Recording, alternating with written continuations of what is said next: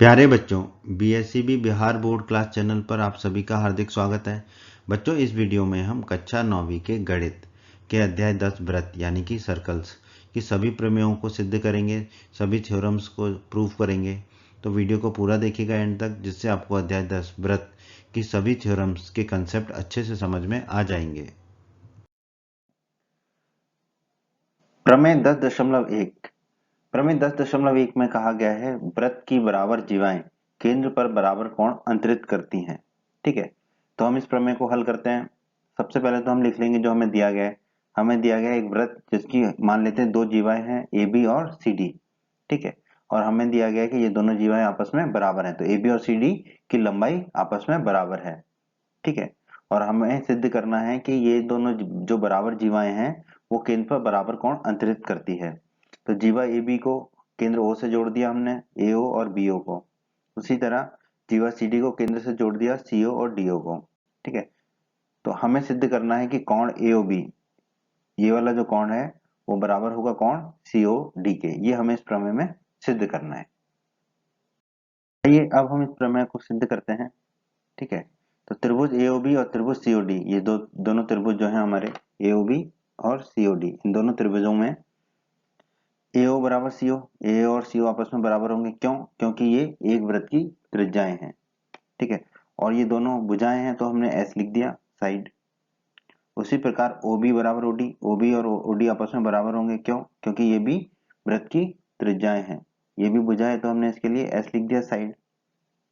और बी ए बराबर D C. ठीक है, ए बी बराबर सी डी हमें दिया गया है। ठीक है, तो हम ए बी को बी ए लिख सकते हैं और सी डी को डी सी लिख सकते हैं, क्योंकि एक ही बात है, एक ही भुजाएं हैं।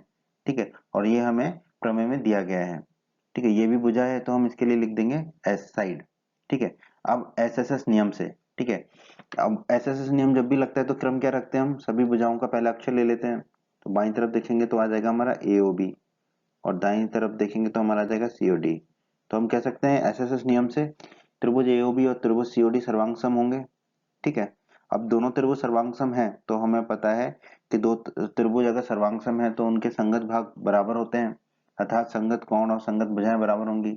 तो यहाँ पर संगत जो कोण है वो भी बराबर होंगे। तो एओबी, तो कोण एओबी क्रम वही रहा। ठीक है, बराबर कोण सीओडी होगा।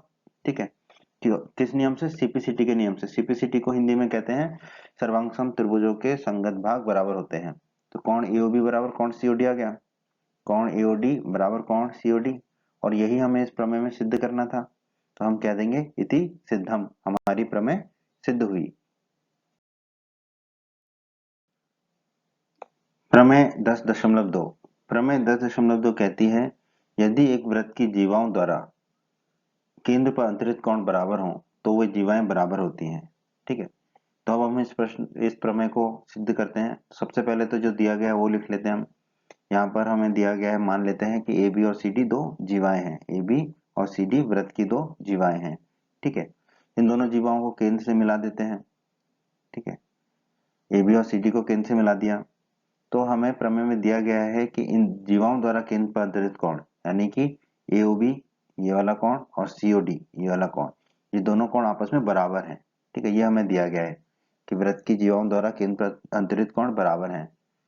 तो इस प्रमेय के हिसाब से जो हमें सिद्ध करना है, क्या सिद्ध करना है हमें? कि वे जीवाएं बराबर होंगी, मतलब कि दोनों जीवाओं की लंबाई बराबर होगी। तो हमें सिद्ध करना है ए बी बराबर सी डी होगा, ए बी और सी डी की लंबाई आपस में बराबर होगी। ये हमें इस प्रमेय में सिद्ध करना है। उपपत्ति प्रमेय को हल करते हैं। त्रिभुज एओबी लाल वाला त्रिभुज और त्रिभुज सीओडी नीले वाले त्रिभुज में एओ बराबर सीओ, एओ और सीओ आपस में बराबर होंगे। क्यों? क्योंकि ये एक वृत्त की त्रिज्याएं हैं, एक ही वृत्त की त्रिज्याएं हैं। भुजाएं हैं ये तो एस लिख दिया साइड।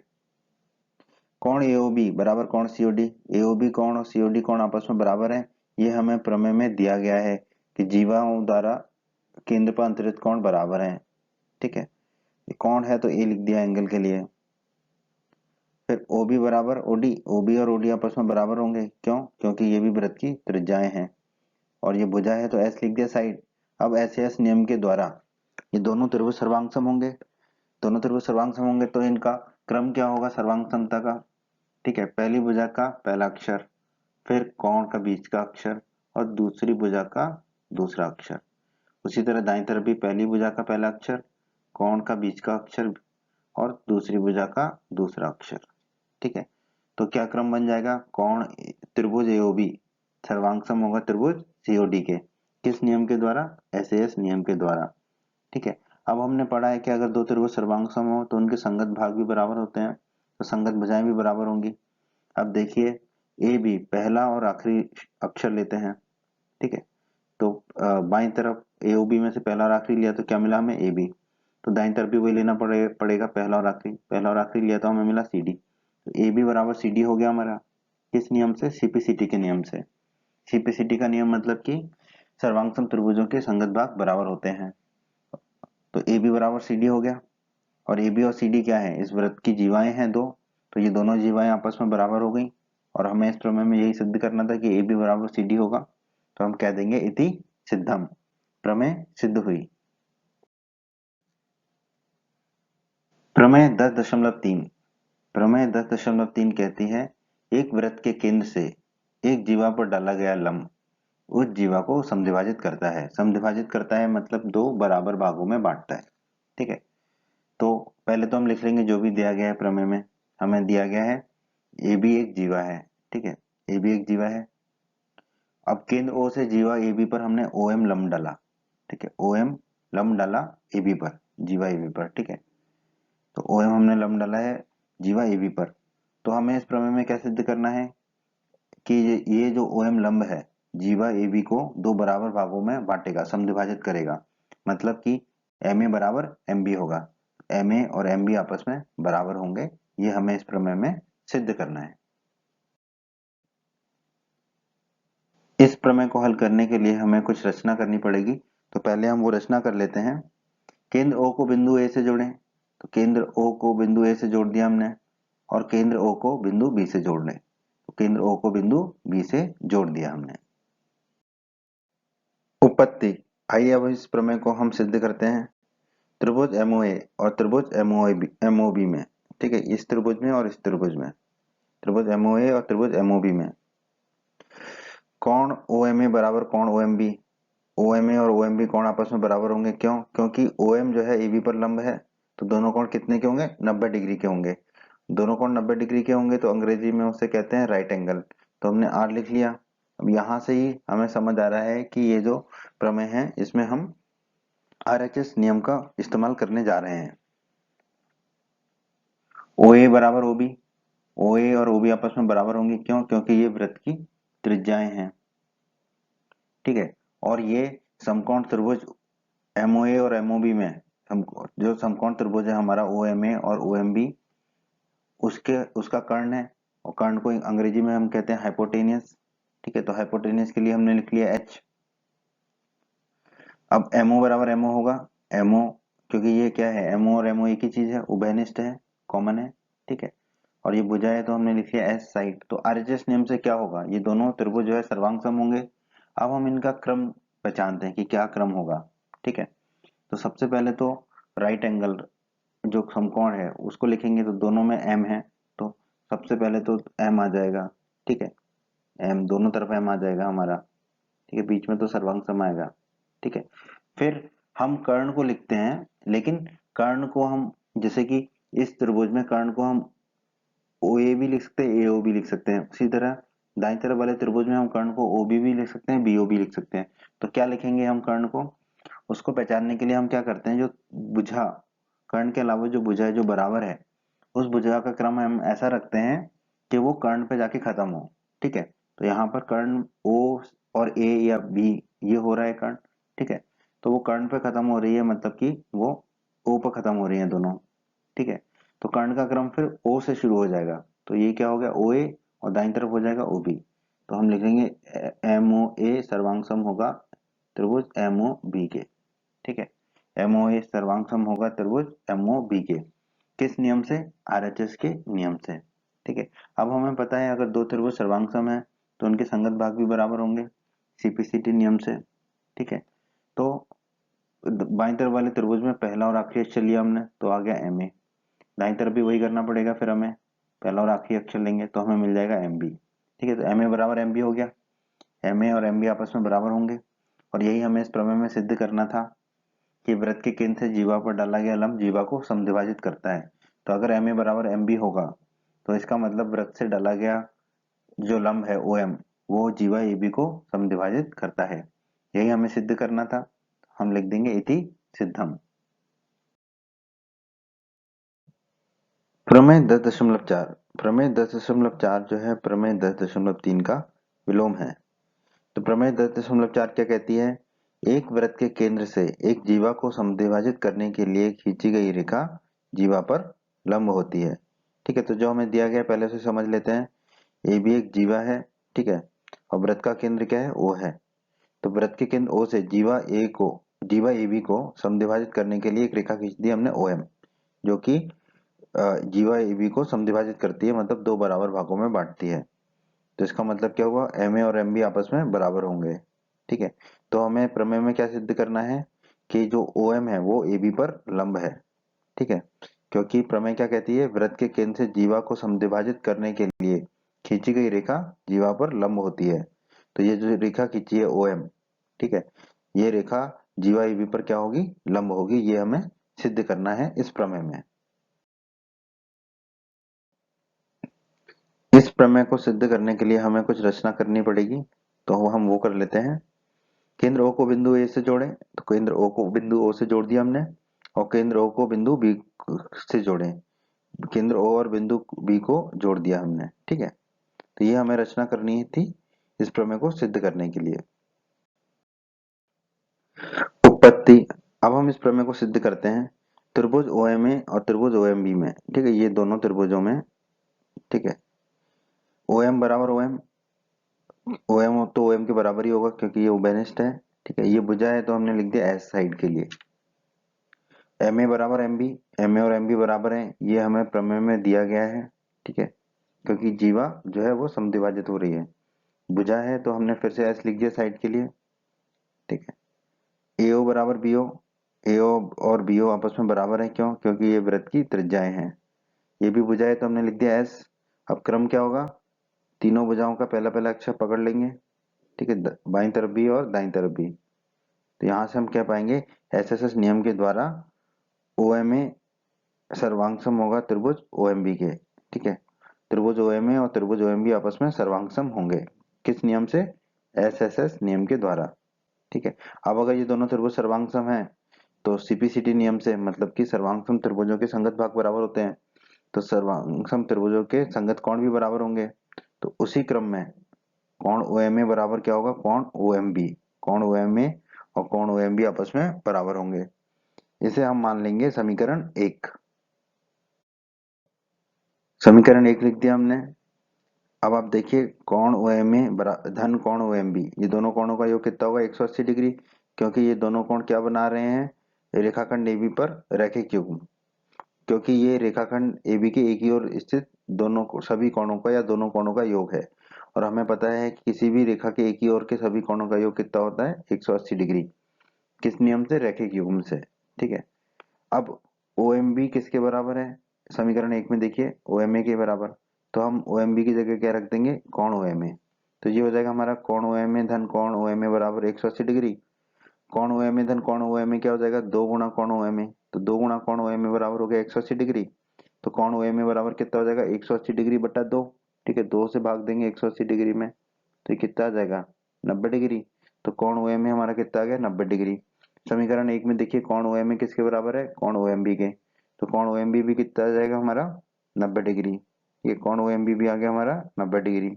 ठीक है, तो अगर कोण OMA और कोण OMB दोनों 90 डिग्री हैं, ठीक है, तो हम कह सकते हैं कि OM जो है जीवा AB पर लंब है।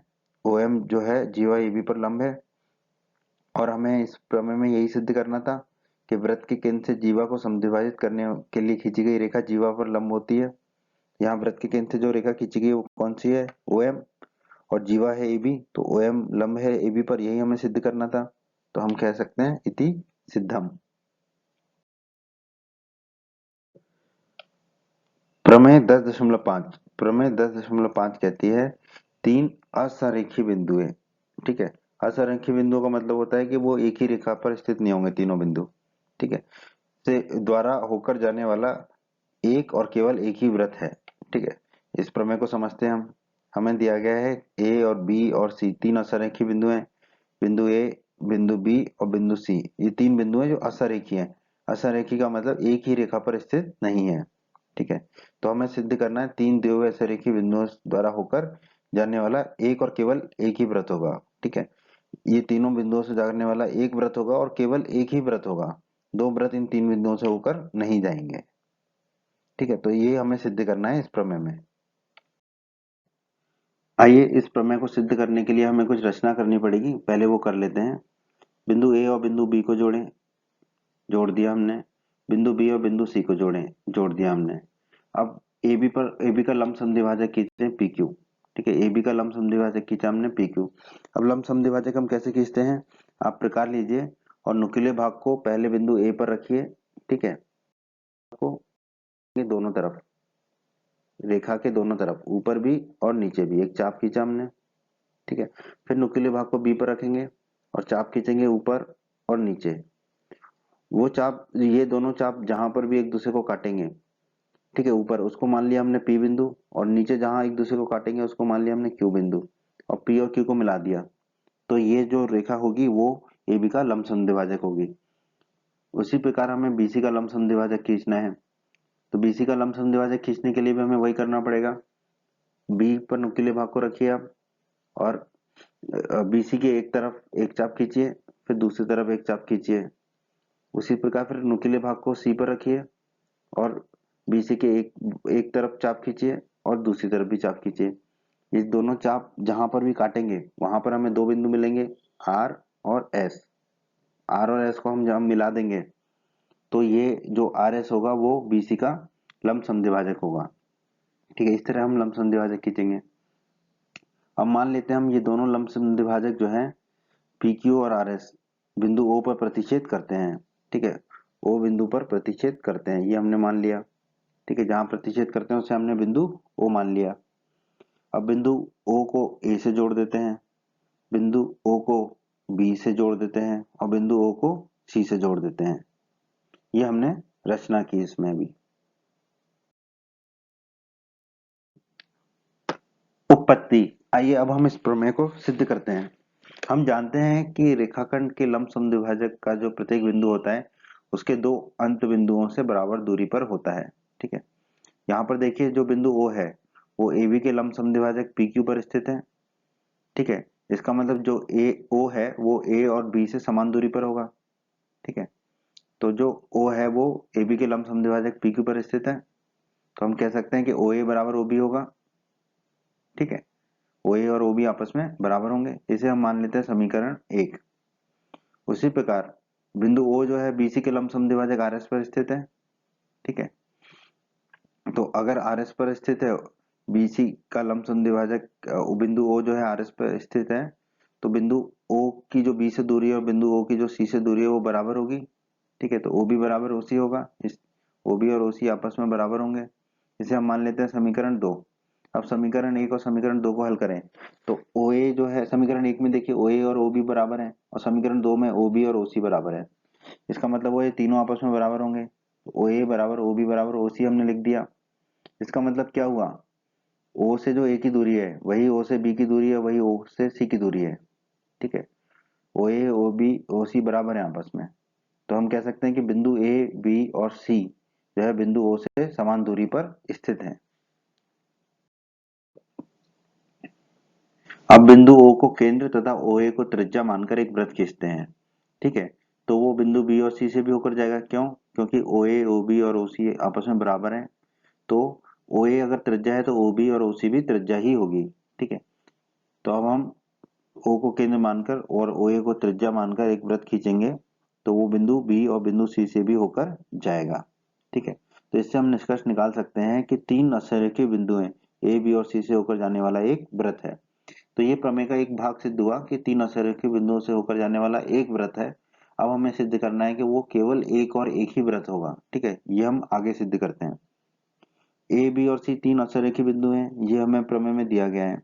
अगर ए बी और सी तीन असंरेखीय बिंदु हैं तो रेखाखंड AB और रेखाखंड BC समानांतर नहीं होंगे, ठीक है, क्योंकि ABC असरेखीय बिंदु है। और रेखाखंड AB और BC अगर समांतर नहीं होंगे तो उनके जो लंब समद्विभाजक हैं PQ और RS वो भी समांतर नहीं होंगे आपस में, ठीक है। तो दोनों लंब समद्विभाजक PQ और RS केवल एक ही बिंदु पर प्रतिच्छेद करेंगे, ठीक है। क्योंकि क्योंकि वो समानांतर नहीं होंगे, समांतर नहीं होंगे तो दो रेखाएं सिर्फ एक ही बिंदु पर प्रतिच्छेद करती हैं, और वो बिंदु क्या है, O है। तो दोनों लंब समद्विभाजक PQ और RS केवल और केवल एक बिंदु O पर प्रतिच्छेद करेंगे। तो जब दोनों लंब समद्विभाजक केवल एक बिंदु O पर प्रतिच्छेद करेंगे तो इससे हम निष्कर्ष निकाल सकते हैं कि जो तीन दिए हुए असरयुक्त बिंदुओं से होकर जाने वाला एक और केवल एक ही वृत्त होगा, क्योंकि हमें फिर एक ही केंद्र मिला जिसकी त्रिज्या OA, OB और OC आपस में बराबर है। तो हम निष्कर्ष निकाल सकते हैं कि वो जो वृत्त होगा वो केवल एक ही वृत्त होगा, और यही हमें इस प्रमेय में सिद्ध करना था, ठीक है।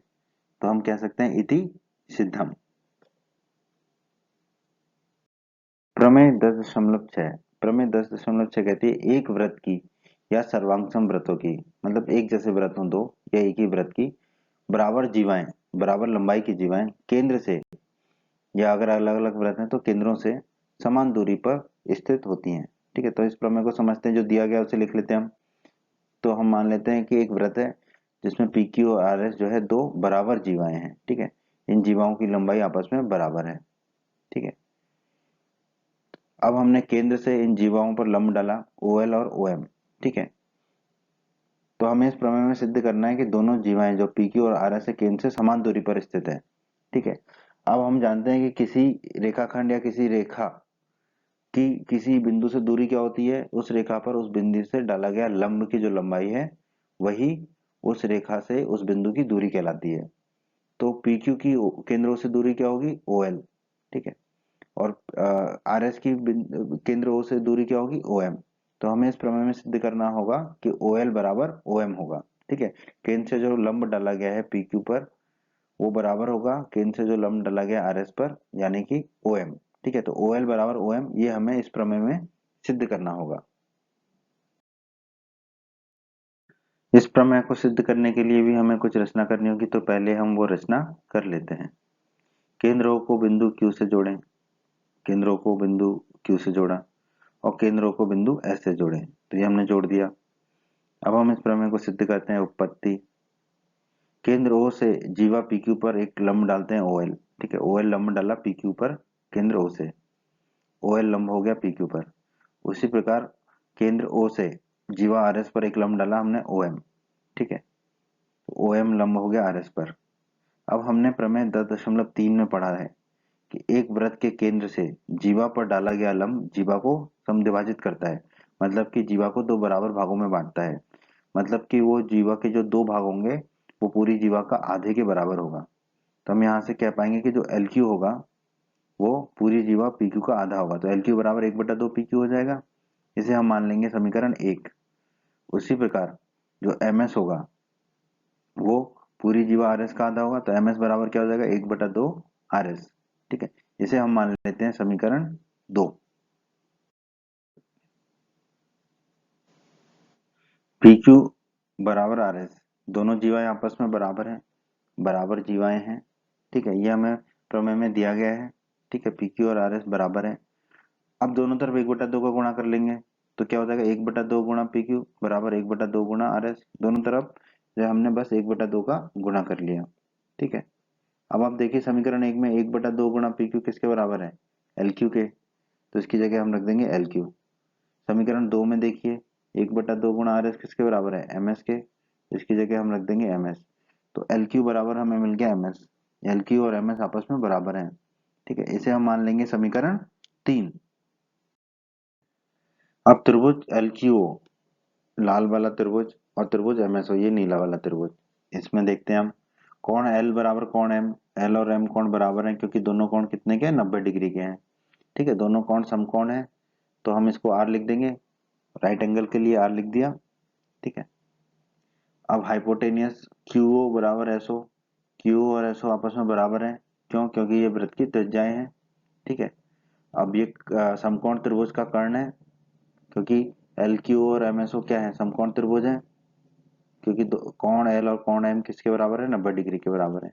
तो ये समकोण त्रिभुज के क्या है, विकर्ण है, कर्ण है। ठीक है, क्यू और एसओ क्या है, समकोण त्रिभुज का कर्ण है।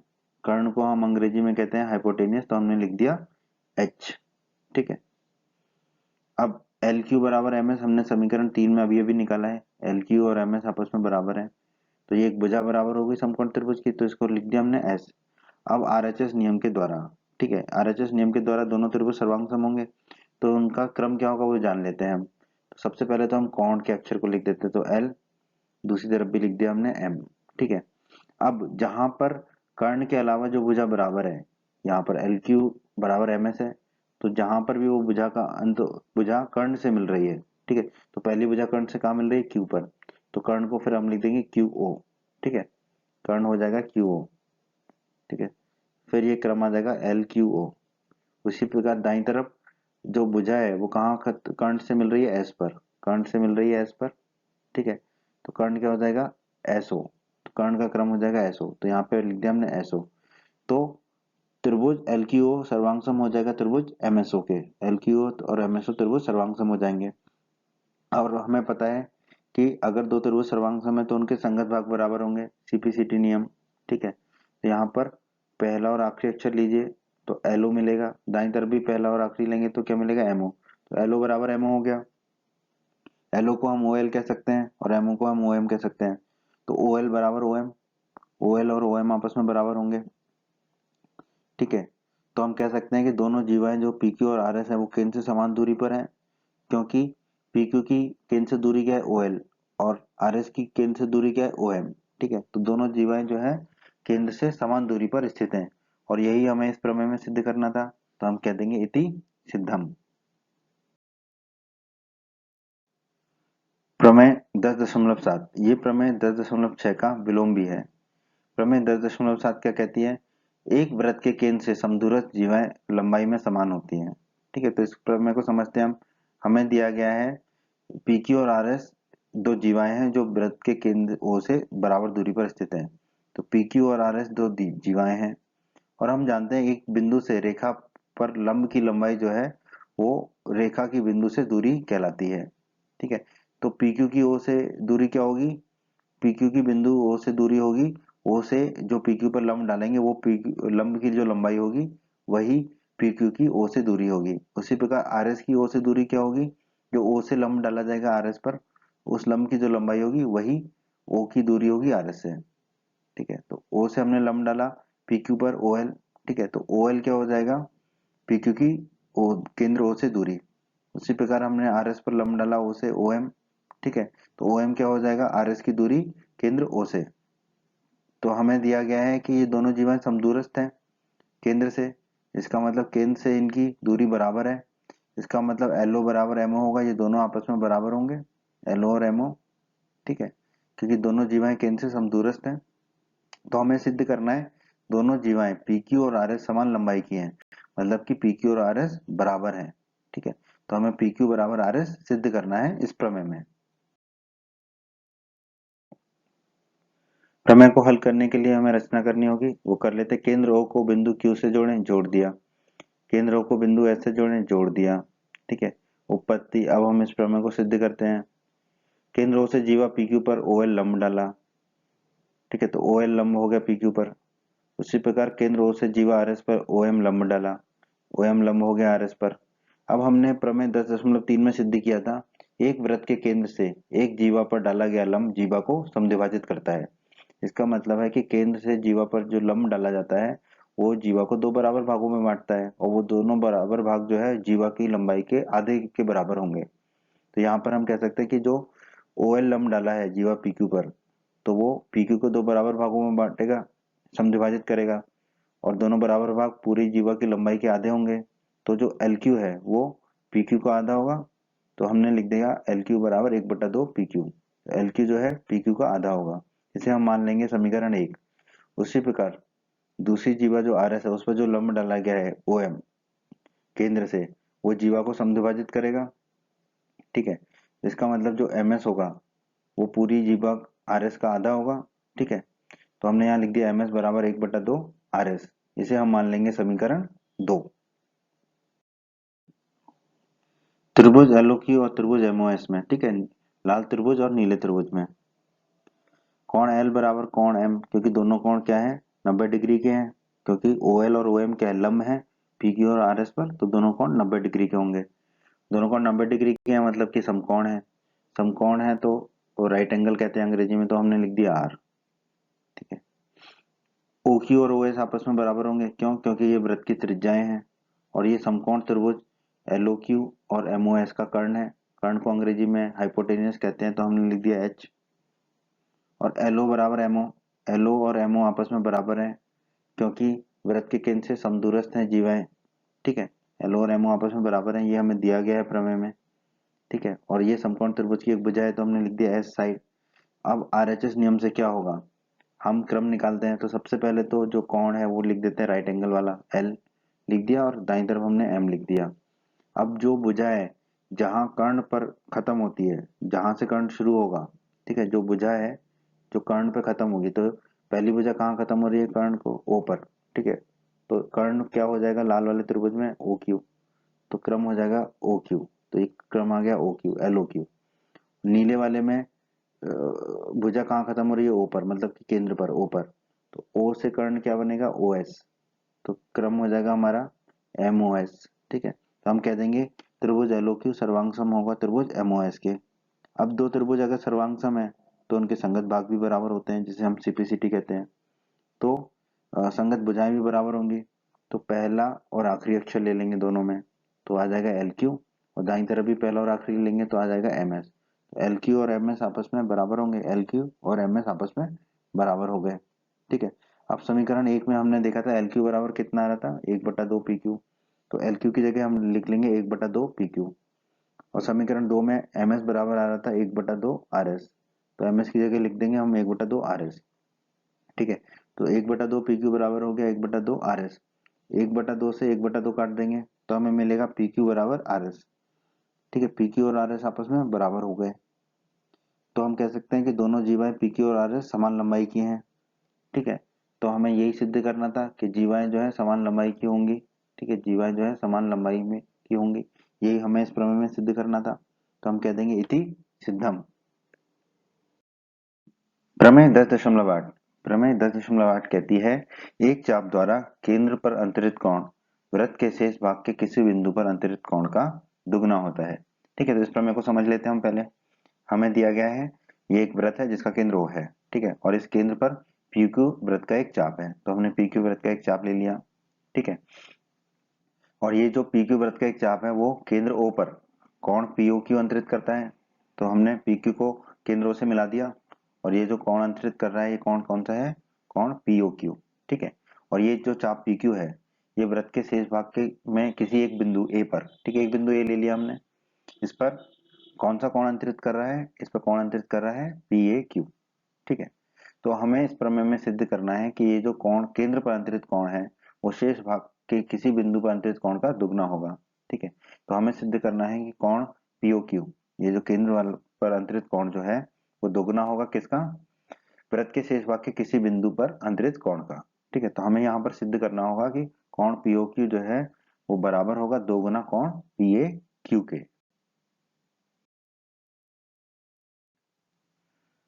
बहुत ही आसान प्रमेय है दोस्तों ये। इसको हल करने के लिए हमें कुछ रचना करनी पड़ेगी, तो वो रचना कर लेते हैं हम पहले। ठीक है, बिंदु ए को केंद्र ओ से जोड़ें। ठीक है, और एओ को बी तक बढ़ाएं। ठीक है, ए को ओ तक जोड़ा और फिर उसको आगे बढ़ाया बी तक। ठीक है, ये हमने रचना की है उत्पत्ति। अब हम इसको सिद्ध करते हैं। ठीक है, त्रिभुज ओ ए क्यू में, ये जो हरा वाला त्रिभुज है ओ ए क्यू, इस त्रिभुज में आप देखिए ओ ए बराबर ओ क्यू, क्यों, क्योंकि ये क्या है वृत्त की त्रिज्याएं हैं। ओ ए और ओ क्यू वृत्त की त्रिज्याएं हैं, वृत्त की त्रिज्याएं हैं तो ये आपस में बराबर होंगी।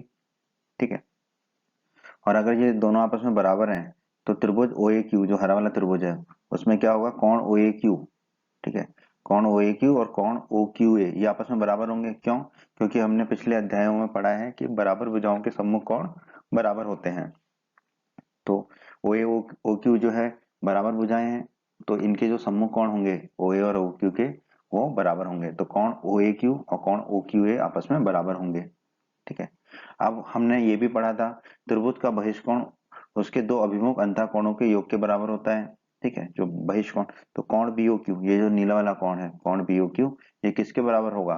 कोण ओ ए क्यू धन कोण ओ क्यू ए, इसके बराबर होगा। ठीक है, अब हमने यहाँ पर लिखा है कि कोण ओ क्यू ए जो है कोण ओ ए क्यू के बराबर है, तो यहाँ पर कोण ओ क्यू ए की जगह हम क्या रख देंगे? कोण ओ ए क्यू। ठीक है, तो बस यहाँ पर हमने कोण ओ क्यू ए की जगह रख दिया कोण ओ ए क्यू। अब कोण बी ओ क्यू किसके बराबर हो गया? कोण ए ओ क्यू धन कोण ए ओ क्यू, तो इसको हम लिख सकते हैं कोण बी ओ क्यू बराबर 2 गुना कोण ए ओ क्यू।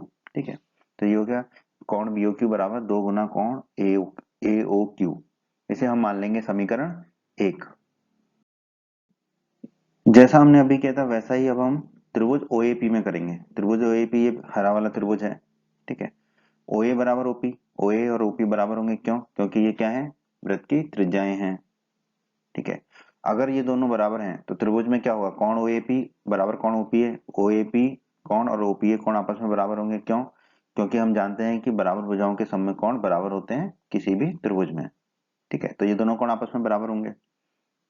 अब हम ये भी जानते हैं कि त्रिभुज का बहिष्कोण उसके दो अभिमुख अंतःकोणों के योग के बराबर होता है। तो कोण बीओपी, ये नीला वाला कोण, कोण बीओपी किसके बराबर होगा? कोण ओएपी और धन कोण ओपीए, इसके बराबर होगा। और कोण ओपीए किसके बराबर है? कोण ओएपी के। तो यहाँ पर कोण ओपीए की जगह रख देंगे हम कोण ओएपी।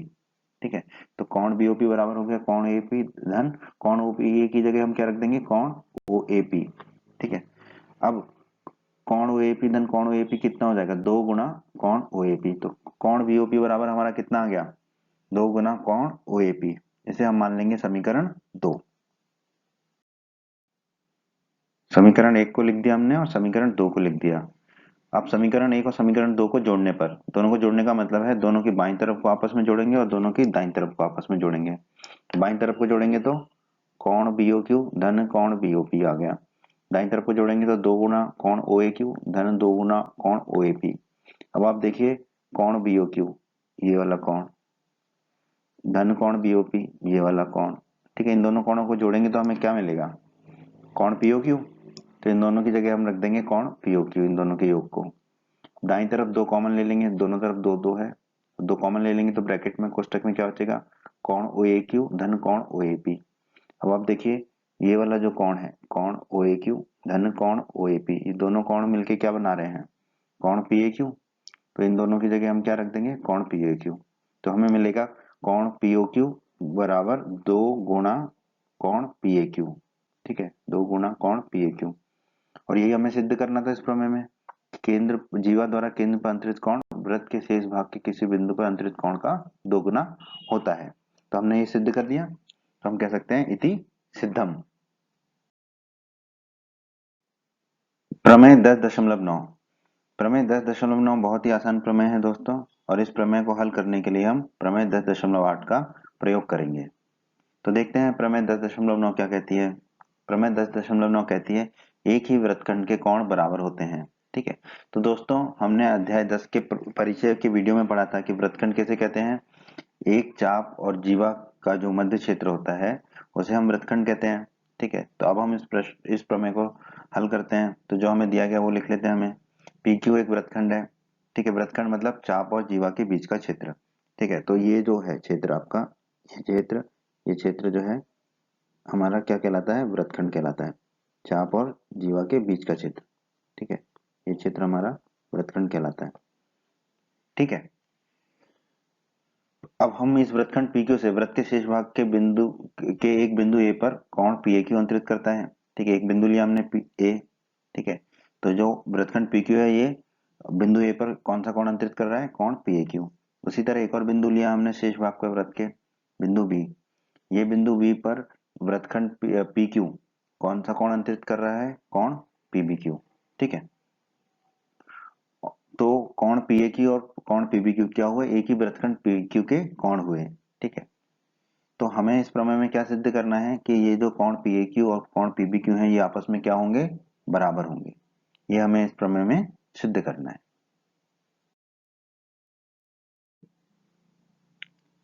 इस प्रमेय को सिद्ध करने के लिए हमें कुछ रचना करनी होगी, तो पहले हम वो रचना कर लेते हैं। केंद्र O को बिंदु P से जोड़ें, केंद्र O को बिंदु P से जोड़ दिया, और केंद्र O को बिंदु Q से जोड़ें। तो ये हमने जोड़ दिया। उपपत्ति। अब हम इस प्रमेय को हल करते हैं। वृत्तखंड PQ, वृत्त के केंद्र ऊपर कोण POQ अंतरित करता है। ठीक है, तो यह है कोण POQ। अब हमने प्रमेय 10.8 में सिद्ध किया था कि एक चाप द्वारा केंद्र पर अंतरित कोण जो है वृत्त के शेष भाग के किसी बिंदु पर अंतरित कोण का दोगुना होता है। इसका मतलब है कि कोण POQ जो है दोगुना होगा कोण PAQ का।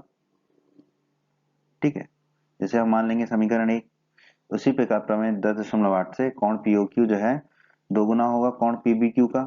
ठीक है, तो ये लिख दिया हमने, इसे हम मान लेंगे समीकरण 2। अब देखिए समीकरण 1 में POQ है और समीकरण 2 में भी POQ है, ये दोनों आपस में बराबर हैं। किसके? दोगुना कोण POQ के और दोगुना कोण PBQ के। तो हम लिख देंगे समीकरण 1 बराबर समीकरण 2 लिखने पर। ठीक है, दोनों को बराबर, तो दोनों के दाईं तरफ आपस में बराबर होंगे, तो 2 गुना कोण PAQ बराबर होगा 2 गुना कोण PBQ के। 2 से 2 कट जाएगा, तो हमें क्या मिलेगा? कोण PAQ बराबर कोण PBQ। कोण PAQ और कोण PBQ बराबर हो गए आपस में, और हमें यही सिद्ध करना था इस प्रमेय में, एक ही वृत्तखंड के कोण बराबर होते हैं। तो हमने सिद्ध कर दिया, तो हम कह देंगे इति सिद्धम। प्रमेय 10.10, प्रमेय 10.10 क्या कहती है? यदि दो बिंदुओं को मिलाने वाला रेखाखंड, ठीक है, तो इसको हल करते चलते हैं। ए भी दो बिंदुओं को मिलाने वाला रेखाखंड है, ए और बी दो बिंदु है, और ए बी जो है उनको मिलाने वाला रेखाखंड है। उनको अंतर्विष्ट करने वाली रेखा के एक ही ओर स्थित दो अन्य बिंदु हैं। ठीक है, तो एक ही ओर मतलब इसके ऊपर दो बिंदु ले लेते हैं हम। कौन कौन से? बिंदु सी और बिंदु डी। ठीक है, एक ही ओर स्थित है मतलब कि ये ऊपर की ओर स्थित है। अब ये रेखाखंड ए बी जो है दो बिंदु सी और डी पर समान कोण अंतरित करता है। ठीक है, तो पहले तो सी पे कोण बना लेते हैं और फिर डी पे कोण बना लेते हैं। तो प्रमेय में दिया गया कि ये जो कोण है सी और डी पर बनाए गए कोण ये आपस में बराबर हैं। इसका मतलब कोण ACB और कोण ADB जो है आपस में बराबर हैं। ये हमें प्रमेय में दिया गया है। तो हमें इस प्रमेय में सिद्ध करना है, यदि ऐसा है तो ये चारों बिंदु A, B, C और D एक ही वृत्त पर स्थित होंगे, अर्थात ये चक्रीय होंगे। ठीक है, तो ये हमें इस प्रमेय में सिद्ध करना है। इस प्रमेय को सिद्ध करने के लिए भी हमें कुछ रचना करनी पड़ेगी, तो पहले हम वो कर लेते हैं। बिंदु A, C और B से होकर जाने वाला एक वृत्त खींचेंगे। मान लेंगे कि वो D से होकर नहीं जाता, तब वहां AD को बीच में काटेगा या फिर बड़ी हुई एडी पर काटेगा। तो मान लेते हैं अगर वो एडी पर काटेगा वृत्त तो वो बिंदु ई पर काटेगा, और अगर बड़ी हुई एडी पर काटेगा तो बिंदु ई डैश पर काटेगा। ठीक है, तो हमने एडी पर एक बिंदु ले लिया ई, हम मान लेते हैं वृत्त यहाँ काटेगा, या अन्यथा बड़ी हुए एडी पर ई डैश पर काटेगा। तो हमने बी और ई को भी मिला दिया और बी और ई डैश को भी मिला दिया। ठीक है, तो ये हमने रचना कर ली। अब उत्पत्ति, अब हम इसको हल करते हैं, सिद्ध करते हैं। तो हमने जो माना है कि जो ई बिंदु है या ई डैश बिंदु है वृत्त वहां से होकर जा रहा है और ए बी सी से भी होकर जा रहा है। तो यदि बिंदु ए सी ई और बी एक वृत्त पर स्थित होंगे, ठीक है, तो हमने प्रमेय 10.9 में सिद्ध किया है एक ही वृत्तखंड के कोण बराबर होते हैं। ठीक है, तो यहाँ पर ए बी जो है वो एक वृत्तखंड है, चाप और जीवा के बीच का क्षेत्र। तो ये जो कोण बनाएगा वृत्त के शेष भाग पर वो बराबर होंगे। तो कोण ACB और कोण AEB ये आपस में बराबर होंगे, और हमें प्रमेय में दिया गया है कोण ACB और कोण ADB आपस में बराबर है। ACB और ADB आपस में बराबर है, ये हमें प्रमेय में दिया गया है। तो देखिए दोनों ACB के बराबर हैं, AEB और ADB। ठीक है, तो यहाँ से हम कह सकते हैं कि ADB और AEB आपस में बराबर होंगे। तो हमने निकाला अभी कि ADB और AEB जो कोण है वो आपस में बराबर होंगे, और यह तभी संभव है जब E और D संपाती हों, मतलब एक ही जगह एक ही बिंदु पर स्थित हो E और D। और इसी प्रकार हम कह सकते हैं कि ई डैश और डी भी संपाती होंगे। ठीक है, इसका मतलब जो है जहां पर ई है वहीं पर डी होगा, या जहां पर ई डैश है वहीं पर डी होगा। तो हम इससे निष्कर्ष निकाल सकते हैं कि चारों बिंदु जो ए बी सी और डी है वो एक ही वृत्त पर स्थित होंगे, अर्थात चक्रीय होंगे। ठीक है, तो ए बी सी और डी जो है एक ही वृत्त पर स्थित होंगे, और यही हमें सिद्ध करना था इस प्रमेय में, तो हम कह देंगे इति सिद्धम। प्रमेय 10.11 बहुत ही आसान प्रमेय है दोस्तों ये। प्रमेय 10.11 कहती है चक्रीय चतुर्भुज के सम्मुख कोणों के प्रत्येक योग का योग 180 डिग्री होता है। ठीक है, इस प्रमेय को समझ लेते हैं हम। हमें दिया गया है कि चतुर्भुज ABCD एक चक्रीय चतुर्भुज है, तो हमने एक ABCD चतुर्भुज बना लिया, और कहा गया है कि ये चक्रीय चतुर्भुज है। चक्रीय चतुर्भुज वो चतुर्भुज होता है जिस चतुर्भुज के चारों शीर्ष एक वृत्त पर स्थित हो। ठीक है, तो ABCD जो है एक वृत्त पर स्थित होंगे, तभी एबीसीडी जो है एक चक्रीय चतुर्भुज होगा। ये हमें प्रमेय में दिया गया है। ठीक है, अब हमें इस प्रमेय में सिद्ध करना है कि चक्रीय चतुर्भुज एबीसीडी के सम्मुख कोणों के प्रत्येक युग्म 180 डिग्री है। ठीक है, तो यहाँ पे सम्मुख कोणों के युग्म कौन कौन से हैं वो देख लेते हैं। कोण ए और कोण डी, कोण ए और कोण डी, तो इन दोनों कोणों का योग कितना होगा 180 डिग्री, ये हमें सिद्ध करना है। और दूसरा सम्मुख कोणों का युग्म कौन सा है, कोण बी और कोण सी, इन दोनों कोणों का भी योग कितना होगा 180 डिग्री, ये हमें सिद्ध करना है इस प्रमेय में। इस प्रमेय को सिद्ध करने के लिए हमें कुछ रचना करनी पड़ेगी, तो वो कर लेते हैं। शीर्ष ए और शीर्ष डी को जोड़ें और शीर्ष बी और शीर्ष सी को जोड़ें। ठीक है, जब हमने शीर्ष ए और शीर्ष डी को जोड़ा तो कोण ए जो है दो भागों में विभाजित हो गया, कोण एक और कोण दो। इसी प्रकार कोण बी जो है दो भागों में विभाजित हो गया, कोण तीन और कोण चार। कोण डी भी दो भागों में विभाजित हो गया, कोण पांच और कोण छह। और कोण सी भी दो भागों में विभाजित हो गया, कोण सात और कोण आठ। तो ये हमने रचना कर ली उत्पत्ति। अब हम इसको सिद्ध करते हैं। प्रमेय 10.9 में हमने सिद्ध किया था एक ही वृत्तखंड के कोण बराबर होते हैं। ठीक है, तो अब हम इस प्रमेय का उपयोग करेंगे। ठीक है, अब एक ही वृत्तखंड एबी में देखिए, एबी जो वृत्तखंड है ये कौन कौन से कोण बना रहा है, कोण पांच और कोण आठ। तो कोण आठ और कोण पांच क्या होंगे, आपस में बराबर होंगे, हमने लिख दिया। उसी प्रकार वृत्तखंड बीडी को देखिए, वृत्तखंड बीडी कौन कौन से कोण बना रहा है, कोण दो और कोण सात। तो कोण दो और कोण सात जो है आपस में बराबर होंगे, हमने लिख दिया। वृत्तखंड सीडी, वृत्तखंड सीडी कौन कौन से कोण बना रहे हैं, कोण एक और कोण चार। तो कोण एक और कोण चार आपस में बराबर होंगे, वो हमने लिख दिया। उसी प्रकार वृत्तखंड एसी, वृत्तखंड एसी कौन कौन से कोण बना रहा है, कोण तीन और कोण छह। तो कोण तीन और कोण छह आपस में बराबर होंगे, ये हमने लिख दिया। ठीक है, अब हम जानते हैं कि चतुर्भुज के चारों कोणों का योग 360 डिग्री होता है, तो वो हमने लिख दिया। कोण ए धन कोण बी धन कोण डी धन कोण सी बराबर कितना होगा 360 डिग्री। अब कोण ए क्या है, कोण एक धन कोण दो, तो वो लिख दिया हमने। ठीक है, कोण ए की जगह हमने लिख दिया कोण एक धन कोण दो। उसी तरह कोण बी क्या है, कोण तीन धन कोण चार। उसी प्रकार कोण डी कितना है, कोण पांच धन कोण छह। उसी प्रकार कोण सी कितना है, कोण सात धन कोण आठ बराबर 360 डिग्री। अब हम इस प्रमेय को सिद्ध करने के लिए इन कोणों का जो क्रम है थोड़ा सा बदल देते हैं, पर कोण सारे वही रहेंगे। तो कोण तीन लिख दिया हमने और कोण चार लिख दिया, तो कोण तीन और कोण चार हो गया। उसी प्रकार कोण सात और कोण आठ लिख दिया हमने, तो कोण सात और कोण आठ लिख दिया। ठीक है, अब फिर हमने लिखा कोण छह। ठीक है, तो कोण छह लिख दिया हमने। फिर हमने लिखा कोण एक, तो कोण एक लिख दिया हमने। फिर हमने लिखा कोण दो, तो हमने कोण दो लिख दिया। फिर हमने लिखा कोण पांच, तो कोण पांच लिख दिया हमने। तो सारे कोण आ गए हमारे बराबर 360 डिग्री। वही कोण फिर से लिख लिए। ठीक है, अब हमने इनको चार चार कोणों के ग्रुप में वर्ग में बांट दिया। तो शुरू के चार कोणों को एक ब्रैकेट में लिख दिया और आखिरी के चार कोणों को एक ब्रैकेट में लिख दिया। ठीक है, ऐसा हम क्यों कर रहे हैं, जब हम आगे देखेंगे तो आपको समझ आएगा कि हमने ऐसा क्यों किया। ठीक है, अब पहले चार कोणों को हमने वैसे की वैसे ही लिख दिया, पर बाकी चार कोणों को हमने कुछ और लिखा। कुछ और लिखा, क्यों लिखा वो हम समझते हैं। अभी अभी हमने देखा था कोण छह जो है वो किसके बराबर है, कोण तीन के। तो कोण छह की जगह हमने लिख दिया कोण तीन। फिर हमने देखा था कोण एक जो है वो किसके बराबर है, कोण चार के। तो कोण एक की जगह हमने लिख दिया कोण चार। ठीक है, फिर हमने देखा था कोण दो जो है वो किसके बराबर है, कोण सात के। कोण दो की जगह हमने लिख दिया कोण सात। फिर हमने देखा था कोण पांच जो है वो किसके बराबर है, कोण आठ के। तो कोण पांच की जगह रख दिया हमने कोण आठ। ठीक है, अब आप देखिए विज्ञान का चमत्कार क्या हुआ, दोनों ब्रैकेट में एक ही कोण आ रहे हैं। देखिए तीन चार सात और आठ। ठीक है, तीन चार सात और आठ। ठीक है, तो हम इसको इस तरह से लिख सकते हैं, दो गुणा कोण तीन धन कोण चार धन कोण सात धन कोण आठ, बिल्कुल लिख सकते हैं। ठीक है, बराबर 360 डिग्री है। तो दो से भाग देंगे 360 डिग्री में, तो कितना बचेगा 180 डिग्री। ठीक है, और यहाँ कितना बचेगा, कोण तीन धन कोण चार धन कोण सात धन कोण आठ। ठीक है, बराबर कितना हो जाएगा 180 डिग्री के।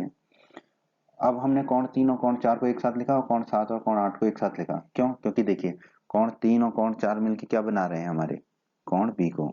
उसी प्रकार कोण सात और कोण आठ मिलके क्या बना रहे हैं हमारे, कोण सी को। तो कोण तीन धन कोण चार को हम क्या लिख देंगे, कोण बी। इसी तरह कोण सात धन कोण आठ को हम क्या लिख देंगे, कोण सी। तो कोण बी धन कोण सी कितना आ गया हमारा 180 डिग्री।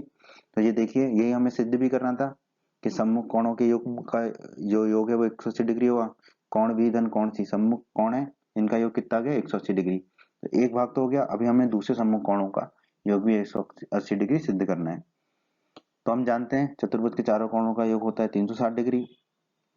हमने फिर इसको अपने हिसाब से लिखा, ठीक है। कोण ए लिख दिया, फिर कोण डी को लिख दिया, ठीक है। तो कोण ए और कोण डी हो गए, फिर कोण बी और कोण सी को लिख दिया हमने, ठीक है। क्यों किया अभी आपको समझ आएगा। कोण बी धन कोण सी कितना है 180 डिग्री, तो कोण बी धन कोण सी की जगह हम क्या रख देंगे 180 डिग्री। फिर हो जाएगा कोण ए धन कोण डी धन 180 डिग्री बराबर 360 डिग्री। 360 में से 180 जाएगा तो हमारा कितना बचेगा 180 डिग्री, यही बचेगा, ठीक है। तो कोण ए धन कोण डी कितना हो जाएगा हमारा 180 डिग्री। और कोण ए और कोण डी जो है वो क्या है सम्मुख कोण है, और इनको हमें कितना सिद्ध करना था 180 डिग्री सिद्ध करना था। यही हमें सिद्ध करना था कि सम्मुख कोणों का योग 180 डिग्री होता है। तो कोण बी धन कोण सी 180 डिग्री, उसी प्रकार कोण ए धन कोण डी बराबर 180 डिग्री आ गया। तो जो हमें सिद्ध करना था वो हमने सिद्ध कर दिया, तो हम कह सकते हैं इति सिद्धम। प्रमेय 10.12 प्रमेय 10.12 कहती है यदि किसी चतुर्भुज के सम्मुख कोणों के एक युग्म का योग 180 डिग्री हो तो वो चतुर्भुज चक्रीय होता है, ठीक है। समझ लेते हैं इस प्रमेय को। हमें दिया गया एबीसीडी एक चतुर्भुज है, ठीक है, जिसमें सम्मुख कोणों का एक युग्म का योग कितना है 180 डिग्री। तो हमने मान लिया ए और डी जो सम्मुख कोण है उन दोनों कोणों का योग कितना है 180 डिग्री। तो हमें सिद्ध करना है कि जो एबीसीडी है चतुर्भुज वो क्या होगा एक चक्रीय चतुर्भुज होगा। ये हमें सिद्ध करना है इस प्रमेय में। प्रमेय को सिद्ध करने के लिए हमें कुछ रचना करनी होगी, तो पहले वो कर लेते हैं हम। बिंदु ए बी और सी से जाने वाला एक वृत्त खींचते हैं, ठीक है। बिंदु ए बी और सी से जाने वाला एक वृत्त खींचा हमने, ठीक है। मान लेते हैं वो वृत्त जो है डी से होकर नहीं जाता, ठीक है। अभी हम ये मान लेते हैं अगर वो डी से होकर नहीं जाता तो मान लेते हैं कि वो सी डी भुजा जो है उसको बिंदु ई पर काटता है, सी डी भुजा को बिंदु ई पर काटता है, ठीक है। ये हम मान लेते हैं कहीं ना कहीं तो काटेगा ही, ठीक है।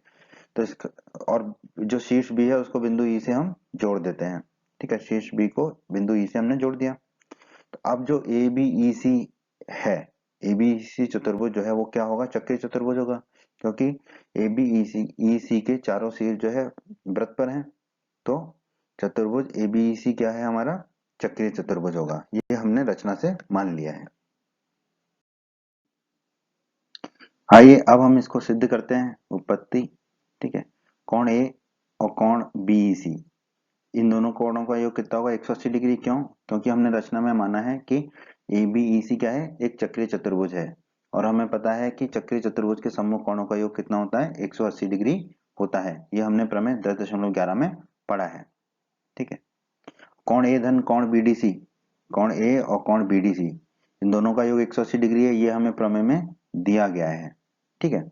ये हमें प्रमेय में दिया गया है, ठीक है। तो दोनों 180 डिग्री के बराबर हैं, तो दोनों आपस में बराबर हो जाएंगे। तो हम लिख देंगे कोण ए धन कोण बीईसी बराबर कोण ए धन कोण बीडीसी, ठीक है। ये लिख देंगे। कोण ए से कोण ए कट जाएगा तो क्या मिलेगा हमें कोण बीईसी बराबर कोण बीडीसी। कोण बीईसी और कोण बीडीसी आपस में बराबर होंगे, इसे हम मान लेते हैं समीकरण 1, ठीक है। अब त्रिभुज बीडीई में ये जो त्रिभुज बीडीई है इसमें देखिए बहिष्कोण बीईसी बहिष्कोण है, ये वाला जो है कोण है जो बहिष्कोण है, तो ये किसके बराबर होगा दोनों विपरीत कोणों बीडीसी और ईबीडी के बराबर होगा, ठीक है। तो कोण बीईसी जो है वो किसके बराबर होगा बीडीसी और ईबीडी इन दोनों के बराबर होगा। इसे हम मान लेते हैं समीकरण 2। समीकरण 1 और समीकरण 2 को लिख दिया हमने, ठीक है। तो समीकरण 2 बराबर समीकरण 1, ठीक है। ये दोनों आपस में बराबर होंगे क्योंकि ये आपस में किसके बराबर है कोण बीईसी के। तो दोनों की दाईं तरफ को आपस में बराबर कर देंगे तो क्या हो जाएगा कोण बीडीसी धन कोण ईबीडी बराबर कोण बीडीसी, ठीक है। बीडीसी से बीडीसी कट जाएगा तो कोण ईबीडी बराबर कितना आ जाएगा 0 डिग्री, ठीक है। ये कोण ईबीडी कितना मिला हमें 0 डिग्री। अगर कोण ईबीडी 0 डिग्री है इसका मतलब क्या हुआ ये कब संभव है जब ई और डी क्या हो संपाती हो। ई और डी संपाती हो मतलब ई और डी एक ही बिंदु पर स्थित हो। इसका मतलब जो डी है वो ई पर ही स्थित होगा, ठीक है। यहीं पर स्थित होगा जहां पर ई है, ठीक है। इसका मतलब क्या होगा जो ए बी सी डी है वो क्या होगा एक चक्रीय चतुर्भुज होगा। क्यों? क्योंकि ए बी सी और डी चारों एक वृत्त पर स्थित होंगे, और ए बी सी डी क्या है प्रमेय में दिया गया एक चतुर्भुज है। तो हम कह सकते हैं कि चतुर्भुज ए बी सी डी क्या होगा एक चक्रीय चतुर्भुज होगा। यही हमें सिद्ध करना था इस प्रमेय में, तो हम कह देंगे इति सिद्धम। उम्मीद करते हैं बच्चों आपको हमारा ये वीडियो पसंद आया होगा। बच्चों अगर आप बिहार बोर्ड क्लास चैनल पर नए हैं और आपने अभी तक हमारे चैनल को सब्सक्राइब नहीं किया है तो सब्सक्राइब बटन को दबाकर जल्दी से चैनल को सब्सक्राइब कर लीजिए और बेल आइकन को भी दबा दीजिए। इससे आपको क्या फ़ायदा होगा, जब भी हमारे चैनल पर कोई भी नया वीडियो आएगा तो उसका नोटिफिकेशन सबसे पहले आपको मिलेगा। और जब भी आप यूट्यूब पर वीडियोज़ को सर्च करेंगे तो हमारे चैनल के वीडियोज़ आपको ऊपर नज़र आने लगेंगे। आप हमारे वीडियोस को अपने साथी छात्रों के साथ, दोस्तों के साथ व्हाट्सएप और फेसबुक पर अवश्य शेयर कीजिए, जिससे आपके दोस्तों को भी लाभ हो सके। आपको वीडियो पसंद आया है तो वीडियो को लाइक अवश्य करें और इस अध्याय के अन्य सभी वीडियोस को देखने के लिए आई बटन पर क्लिक करें। आई बटन पर क्लिक करने से आपको इस अध्याय के सभी वीडियोस के लिंक प्राप्त हो जाएंगे। धन्यवाद बच्चों।